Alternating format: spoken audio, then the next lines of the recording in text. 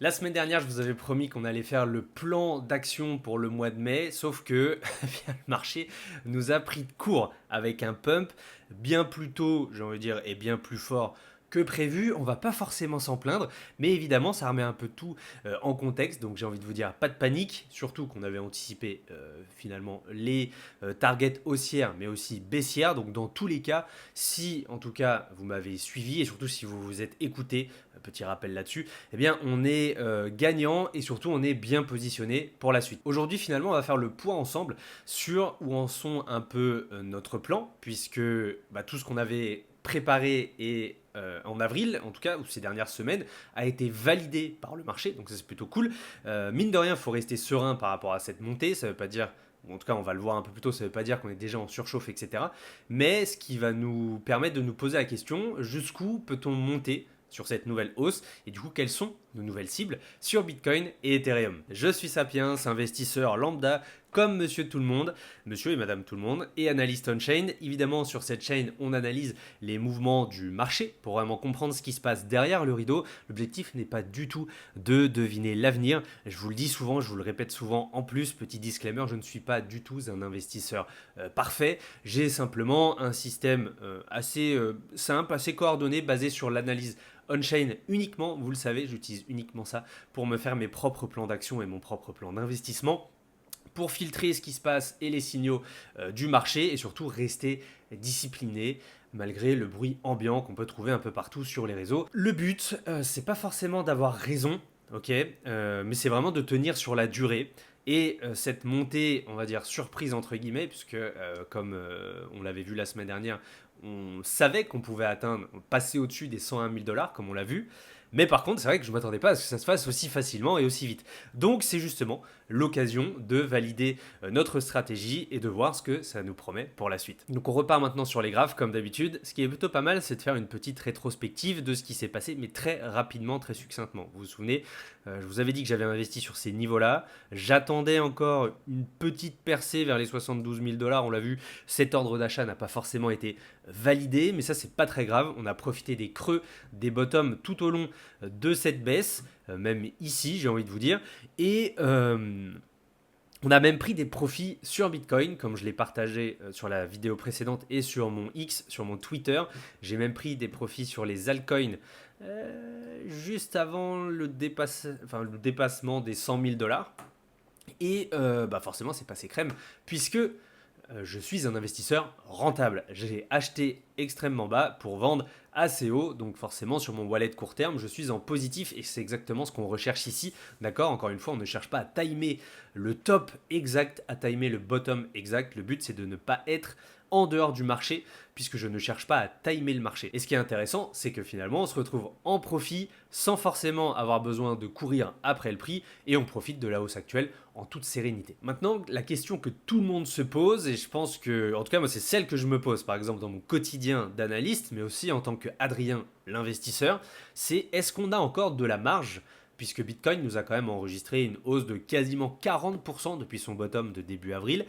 La réponse est oui, à mon sens, mais à une condition que la demande continue de suivre le mouvement qu'elle est en train de nous faire.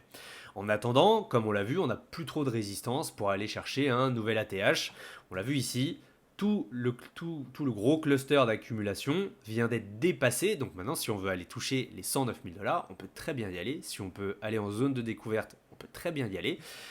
Puisque ce qui est plutôt pas mal, le deuxième élément extrêmement positif, c'est que quand on regarde le MVRV ratio momentum, donc ici on va regarder si la dynamique est haussière ou baissière en fonction de la part de gains non réalisés ou de pertes non réalisées sur le marché. Et quand justement ici on dépasse la petite courbe bleue qui est la moyenne annuelle du MVRV, le MVRV il est ici en orange, ici c'est le prix du Bitcoin, ici c'est la dynamique, haussière en vert, baissière en rouge, et bien ce qu'on remarque c'est que si justement ce qu'on a eu lors de l'été 2024 ou justement ici lors du premier trimestre 2025, on était dans une dynamique plutôt baissière. Ici, comme vous le voyez, on a un petit pic qui revient justement au-dessus de cette moyenne annuelle et donc on repasse dans le vert et on est en momentum haussier. Et il faut savoir que, évidemment, ce n'est pas une vérité absolue.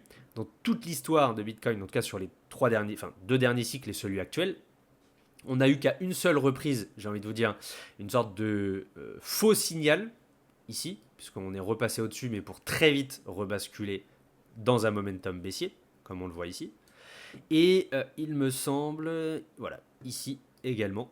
Mais on va dire que c'est un peu complexe puisqu'il y avait le crash Covid.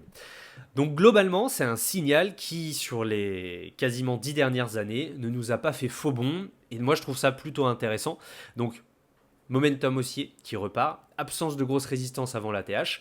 Pour autant, il faut évidemment rester lucide, on va pas se mentir. Le marché ne va pas monter en ligne droite, on le sait très bien. On aura des corrections, on aura des prises de profit d'investisseurs qui, par exemple comme moi, a investi sur ces niveaux-là, profite de ces niveaux élevés pour se délester de quelques coins et de sécuriser quelques gains. Donc évidemment, c'est structurellement très sain et ça teste surtout la solidité des mains qui sont en place. Donc c'est plutôt intéressant. Ici, on a ce graphique en fait où chaque pic en violet correspond à l'ampleur de la correction. Comme vous le voyez, en août 2024, on avait une correction de moins 32% par rapport à cette ATH. Ici, on était à peu près à un moins 32 par rapport à cette ATH ici.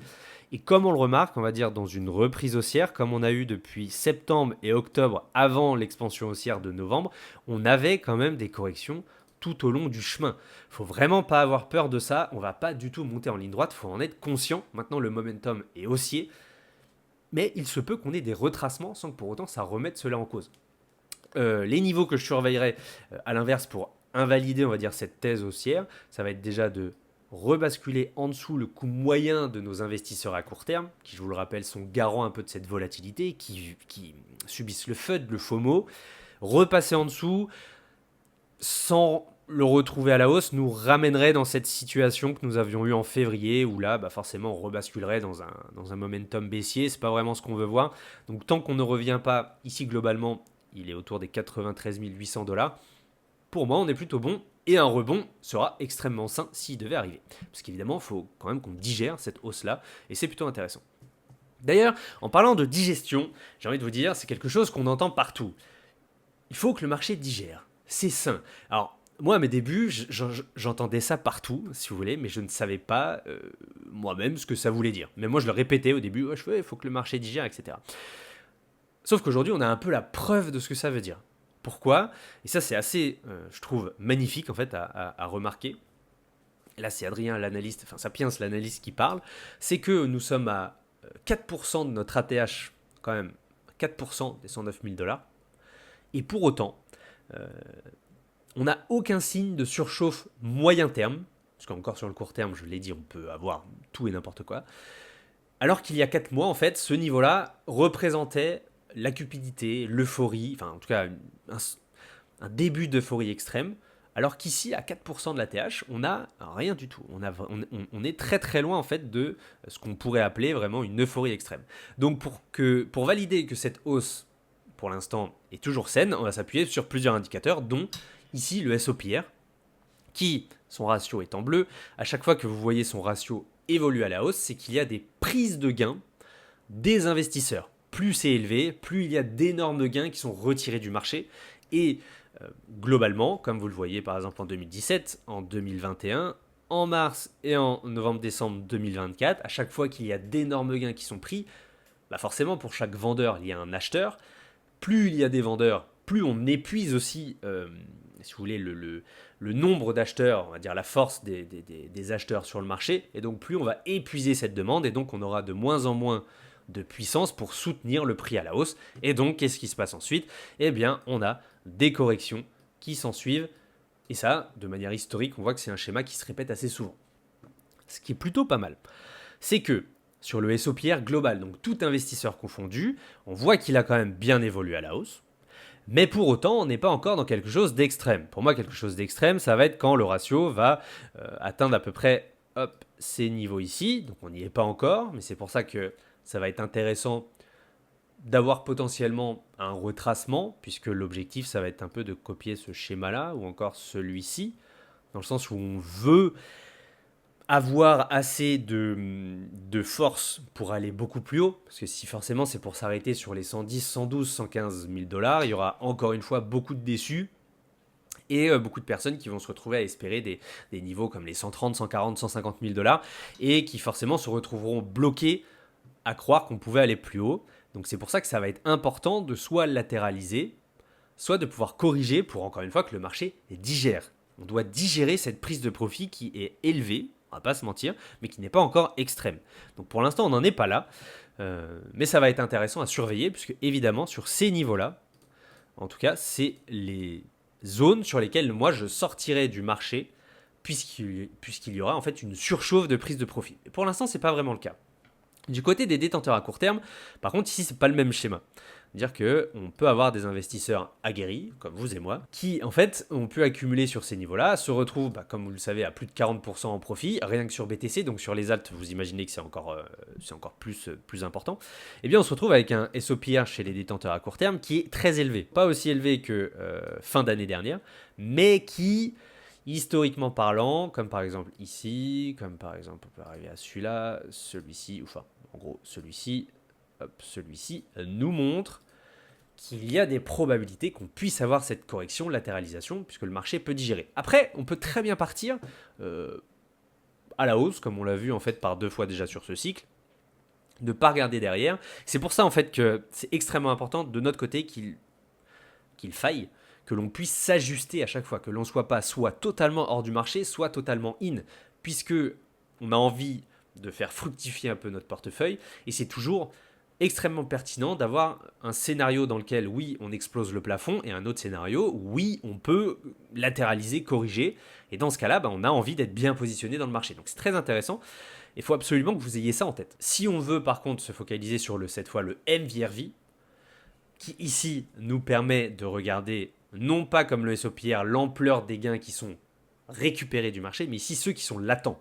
C'est-à-dire que je laisse sur le marché parce que j'espère qu'on aille beaucoup plus haut.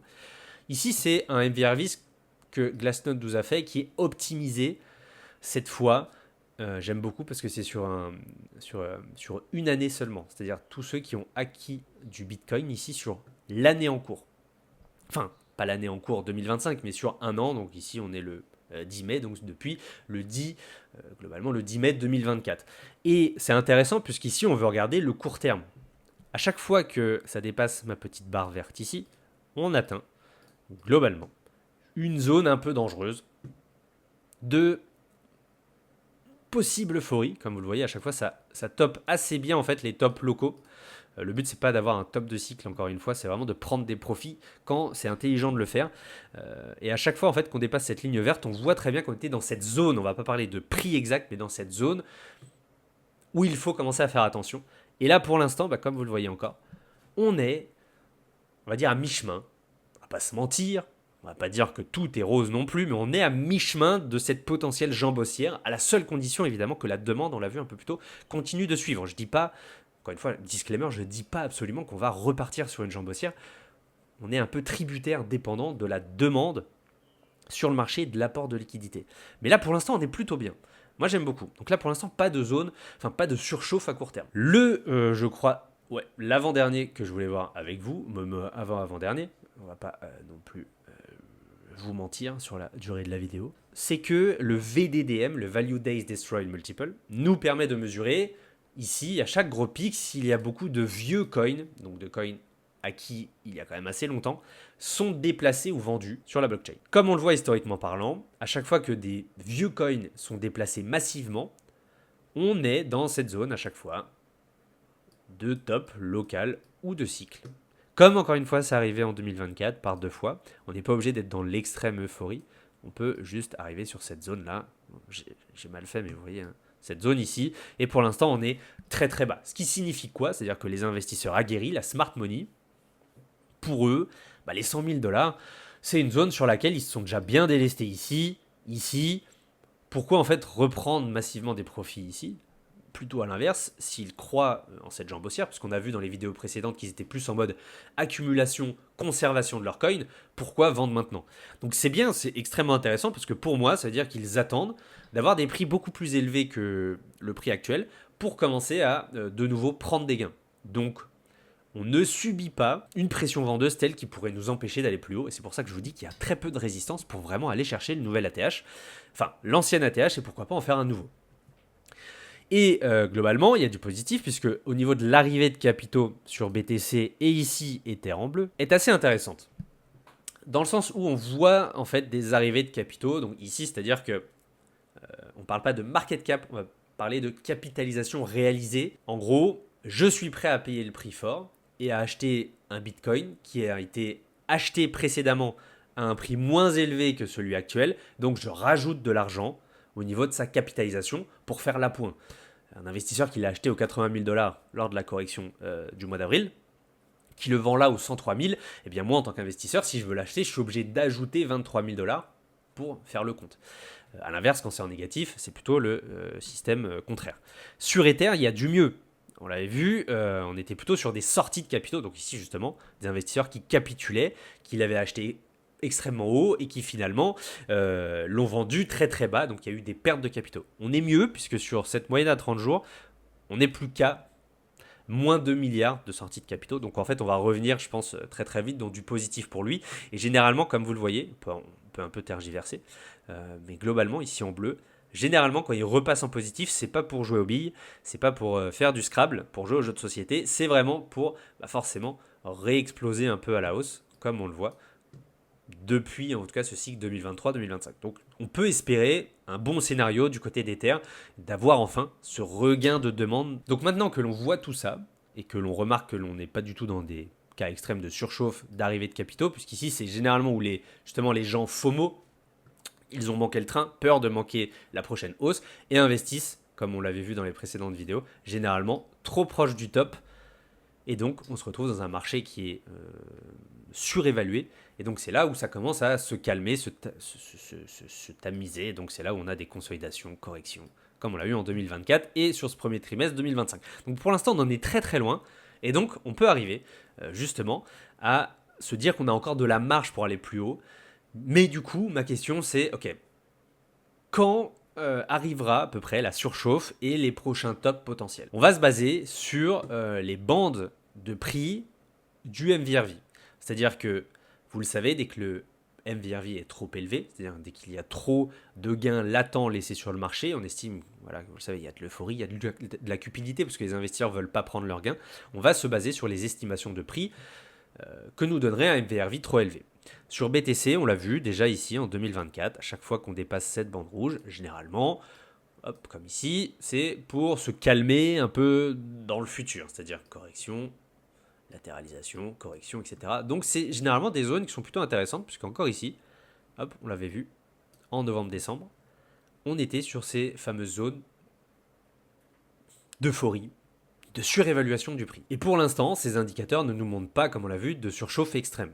Déjà, pourquoi? On n'est toujours même pas sur la deuxième déviation standard, justement, sur la première déviation standard ici orange du MVRV, qui, comme vous le voyez ici, correspond, j'ai envie de vous dire, pile poil à ce qui s'était passé le jour des élections américaines après l'élection de Trump. Donc là, on n'en est pas encore là. Et ce premier palier sur Bitcoin est environ aux 107-108 000 dollars, donc quasiment sur l'ancienne ATH. Donc comme je vous l'ai dit, il y a très peu de résistances qui peuvent nous empêcher d'aller jusque-là. Maintenant, la zone de surchauffe, qui est plutôt intéressante, ça va être ici, en rouge, les environs, parce qu'encore une fois, on ne va pas parler de prix exact, mais de zone de surchauffe, ça peut être la zone autour des 118 000 dollars, selon le MVRV Pricing Band, donc les bandes de prix du MVRV. 118 000 dollars, c'est pas déconnant, sachant que, et comme vous le voyez ici, ces bandes de prix ne sont pas fixes et arrêtées, elles s'adaptent à l'évolution du prix, et donc c'est pour ça que je parle de zone, puisque comme vous le voyez, on peut rester plusieurs semaines dans cette zone, hop, comme ici en mars, et en novembre-décembre. Et c'est ça qu'il va falloir regarder et sur lequel il faudra, le moment venu évidemment, on en reparlera, mais être le plus intelligent possible à ne pas vendre au premier excès. Sinon ici, on aurait vendu sur les 90 000 dollars et on n'aurait pas profité de la hausse jusqu'aux 100, 105, 110 000 dollars. Ce qui va être intéressant, ça va être de pouvoir repérer cette zone-là et de faire ce qu'on peut appeler un DCA out, plutôt intelligent, donc sortir progressivement du marché, tout comme ici par exemple, on est entré progressivement dans cette correction. Ça peut être intéressant de faire le même schéma. Donc ça, c'est vraiment un des premiers éléments que je regarderai lorsqu'on franchira le précédent ATH. Sur Ethereum, on a beaucoup plus de marge. Comme vous le savez, on était arrivé sur des zones d'extrême sous-évaluation qu'on n'avait pas vues depuis le bear market 2022. Et lui, à l'inverse, si par une seule fois en mars 2024, il avait atteint cette zone de surchauffe extrême, globalement, il s'est plutôt arrêté sur le premier palier, qui ici, déjà on a son MVRV min, c'est-à-dire pour que vraiment les investisseurs reviennent, on va dire, à une zone de prix où ils sont entre perte et profit sur Ethereum. Là, on est toujours sur un prix qui est inférieur, comme on l'a vu. On n'est pas encore sorti de l'auberge sur Ether. Ce serait les 3000$. Le premier palier serait les 3700$, donc pas très loin en fait finalement des 4000, à peu près ici. Et le dernier palier de surchauffe extrême serait les 4700$ que l'on pourrait atteindre. Mais encore une fois, vous le savez, regardez, vous le voyez, ces bandes de prix ne sont pas figées, elles évoluent avec le comportement du prix. Donc tous ces paliers vont s'adapter au fur et à mesure qu'Ether reprend de la vigueur. Donc ce sont vraiment les zones ici aussi que je surveillerai si jamais on devait aller beaucoup plus haut et prendre des gains. Mais en tout cas, ça en dit long sur le potentiel d'Ether et donc celui des altcoins et une probable alt season qui, on espère qu'elle arrive depuis maintenant plusieurs mois. Donc on verra ce que ça va nous donner. Concrètement, et pour finir là-dessus, cela veut dire qu'on est proche d'un ATH sur Bitcoin, pas encore sur Ethereum, mais sans signe de surchauffe à moyen terme. Mais évidemment, vous le savez, vous commencez à bien me connaître, on doit quand même rester vigilant puisque rien n'empêche une correction ponctuelle, voire un changement de dynamique, on ne le sait jamais. Cela peut arriver, donc ça doit rester dans nos scénarios. Et il faut absolument qu'on soit conscient de ça, et c'est par exemple pour ça que moi, de mon côté, je ne suis pas dans le marché à 100%, puisque j'ai justement des scénarios, des pourcentages de probabilité qu'il puisse arriver une correction sur lesquels j'aurais potentiellement envie d'investir. Évidemment, quand le marché pousse fort, comme il vient de le faire, l'envie de FOMO est extrêmement grande, donc c'est-à-dire de re-rentrer dans le train, alors qu'on vient d'avoir une première jambe haussière qui nous a amené à des signes de surchauffe très court terme. On l'a vu avec le STH SOPR, donc le SOPR des investisseurs à court terme. Donc forcément, on a envie de rentrer, mais il y a toujours des moments qui pourront être un peu plus propices, à mon avis, dans le très court terme. Évidemment, je n'ai pas une boule de cristal, vous le savez. Donc même avec cette impulsion haussière assez impressionnante sur ce dernier mois, on va rester calme. On ne lâche pas forcément notre plan d'action pour courir après chaque bougie verte. Et surtout, rappelez-vous un peu l'approche que je prône, en tout cas ici ou dans mon approche personnelle. C'est vraiment de pouvoir anticiper les mouvements et les scénarios, les prévoir, plutôt que de les subir et de se retrouver à courir après le marché. Donc pour finir, on va rester très prudent, mais on va quand même savourer ce pump bien mérité après des semaines de moins bien sur BTC et les crypto-monnaies en général. Notre plan pour l'instant fonctionne parce que l'on reste discipliné, parce que l'on reste quand même tout à fait prudent. On n'est pas dans le sensationnalisme, vous le savez, je ne cherche pas à vous faire FOMO, je ne cherche pas à vous faire peur. L'objectif, c'est vraiment qu'on réussisse tous ensemble et que l'on reste ouvert à tous les scénarios. Rappelez-vous que je peux avoir tort, rappelez-vous que le marché aime bien donner tort justement à beaucoup de personnes. Donc l'objectif, voilà, ça va être de rester ouvert à tous les scénarios. Maintenant, dites-moi en commentaire, parce que vous le savez, j'aime beaucoup aussi vous répondre.